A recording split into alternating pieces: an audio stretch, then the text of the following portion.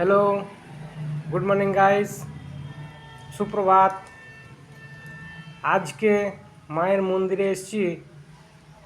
তো মায়ের মন্দিরে এসে কিছু না কিছু তো বলতে হবে আপনাদেরকে। আজকে এমন একটা টোটকা বলবো যাতে দৈনন্দিন জীবনে কিচ্ছু খরচ নেই, কিচ্ছু সমস্যা নেই। ঘুম থেকে উঠে আপনি দুই হাতের তালুকে একসাথে টাচ করুন। টাচ করে ওই তালুর দিকে আপনি প্রথমে তাকান এবং 4টি মন্ত্র আছে, সেই মন্ত্রটি পাঠ করুন। করাগ্রে বসতে লক্ষ্মী, করমধ্যে সরস্বতী, করমূলে তু গোবিন্দ, প্রভাতে কর দর্শনম। এই মন্ত্রটি পাঠ করে সকাল থেকে ঘুম থেকে উঠুন, দেখবেন সব কিছু আপনার জীবনে ভালো ঘটবে এবং নেগেটিভ এনার্জি বাইরে যাবে, পজিটিভ এনার্জি আপনার বাড়িতে ঢুকবে। জয় তারা, সবাই ভালো থাকুন।